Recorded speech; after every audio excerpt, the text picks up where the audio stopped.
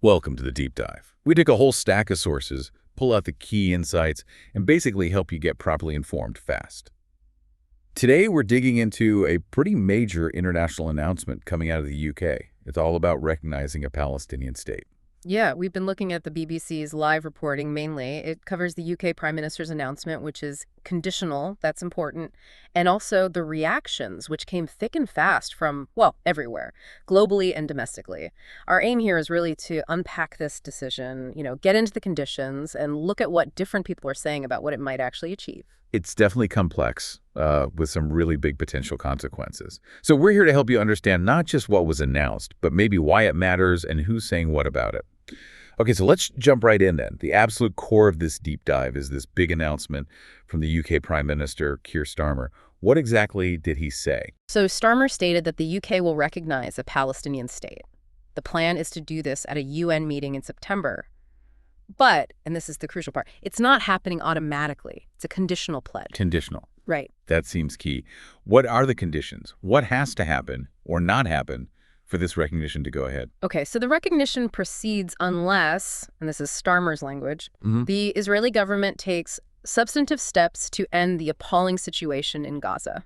And that breaks down into several things. Getting a ceasefire, committing properly to a long-term peace process, making sure there's no annexation in the West Bank. Okay, so demands on Israel there. What about Hamas? Yes, definitely demands on Hamas too. The conditions include the release of all hostages held by Hamas, and also Hamas having to accept essentially no role in governing Gaza in the future and disarming. Wow, those are some really significant conditions on both sides. So why now? What's the thinking behind this timing?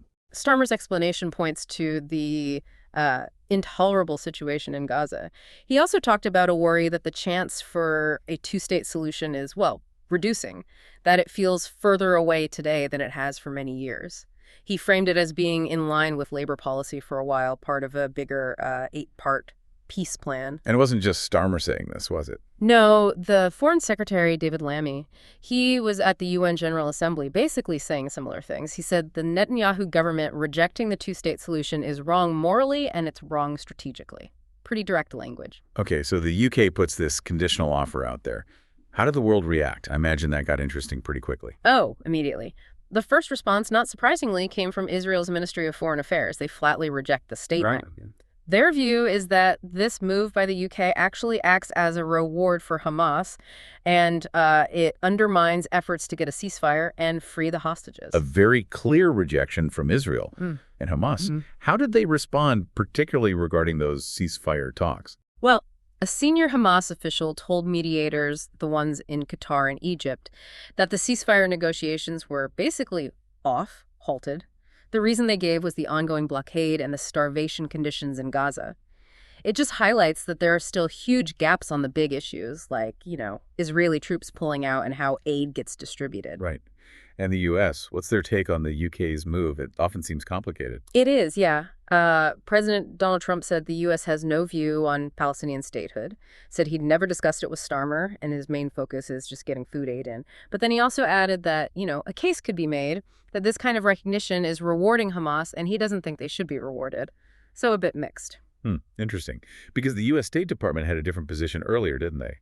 When France made a similar move. Exactly. The State Department had pushed back against France recognizing a Palestinian state. They called it counterproductive. Their argument was that it would only embolden Hamas, make it harder to get a ceasefire, and really undercut diplomatic efforts to ease the suffering in Gaza. So even within the U.S. administration, or at least recent statements, there seems to be some divergence there, which is notable. And we should probably remember lots of countries already recognize Palestine, right? About 140. That's right. And just last year, Spain, Ireland, Norway, they all took that step. The hope was to build diplomatic pressure. And France, as you mentioned, they've also said they plan to recognize Palestine at the UN in September. So Starmer's timeline lines up with theirs. The UK isn't acting totally alone here. Okay, let's bring it back home to the UK then. This announcement must have caused quite a stir domestically. What were the reactions like within UK politics? Oh, definitely. Swift reactions and pretty divided. For instance, you had the Lib Dem leader, Ed Davey, calling it a crucial step. But then he immediately urged Starmer to just do it now. Said, don't use it as a bargaining chip. Recognize Palestine right away. On the other hand, Labour's own Liam Byrne called it a hugely important roadmap. So some support, but also criticism, even from those generally supportive of the idea. But I assume the opposition, the conservatives, weren't impressed. Not at all. Conservative MP Benobis Jekti just dismissed it flat out as pure virtue signaling.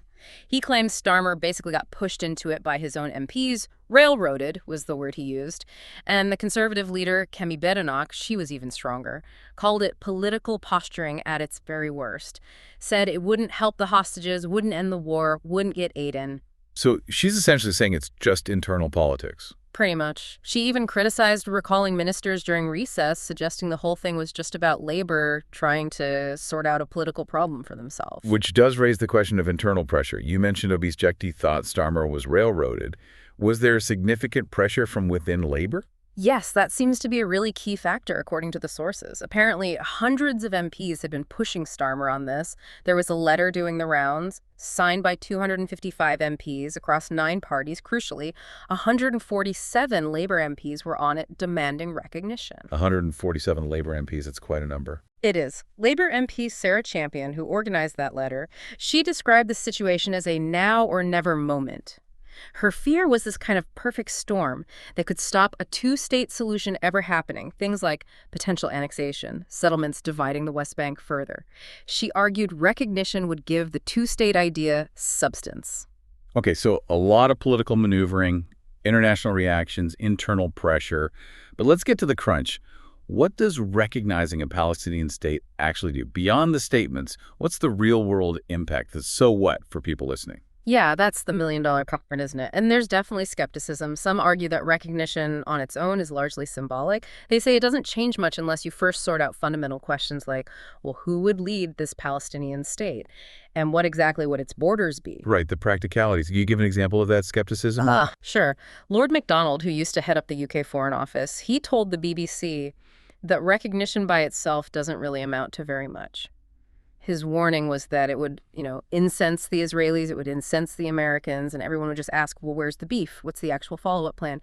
And delivering that follow-up is very difficult. So it's not like waving a magic wand and suddenly there's peace. Not at all. Look, Palestine already has some limited rights at the UN. It's recognized by the Arab League and others.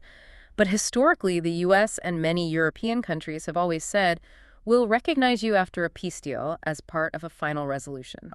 So this UK move is different then. It's conditional, but it's before a final deal. Exactly. That's the shift. It seems like an attempt to use the promise of recognition as leverage, as a tool to push the peace process forward now, rather than just rewarding an outcome later. It's changing the timing, using it as a diplomatic nudge, maybe even a shove. Okay, that framing makes sense, using recognition as a tool. But underlying all this diplomacy, all this strategy, there's this situation in Gaza itself. The prime minister called it intolerable. How much is this decision driven by the sheer humanitarian crisis? It feels like it's a huge driver. I mean, you can't ignore the numbers. The Hamas-run health ministry is reporting over 60,000 Palestinians killed since the Israeli offensive started. And you have UN-backed bodies warning about famine, saying the worst-case scenario is currently playing out. That kind of urgency, well, it forces political hands, doesn't it? Absolutely. And Starmer used some very powerful language, didn't he? Talking about horrific images, things that would stay with us for a lifetime. He did. He mentioned starving babies and children too weak to stand. It's incredibly stark. Now, Israel maintains there are no restrictions on aid and no starvation, but Starmer highlighted the need for 500 aid trucks every day just to meet basic needs. And even getting that aid in is proving difficult based on the source material. Yes, that's another critical point. The BBC actually showed, using video and mapping, that aid packages have been dropped multiple times right into what the Israeli military calls a dangerous combat zone. It's about a kilometer inside territory where Gazans aren't even allowed to go. So even when aid arrives nearby, getting it to people is another massive challenge. It just underscores the desperation that this UK political move is, at least partly, trying to respond to. It connects the diplomacy directly back to the suffering on the ground.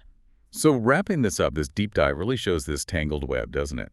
Diplomacy, the desperate humanitarian need, domestic political pressures, all wrapped up in this conditional UK plan to recognize a Palestinian state. It's clearly designed, or at least presented, as a push for a ceasefire for a long-term peace plan. But boy, has it triggered some strong and very different reactions. It really has. And what strikes me is how this one diplomatic move connects so many different things. You've got the immediate horror in Gaza, Yeah. the decades-long search for that two-state solution, and then all the complex politics swirling around it, both internationally and inside the UK. It's all linked. Definitely. So here's something for you to think about after listening. If recognizing a Palestinian state is supposed to be a step towards peace, what would need to actually change on the ground for you to see it as genuinely impactful? What concrete results would make it more than just another political statement?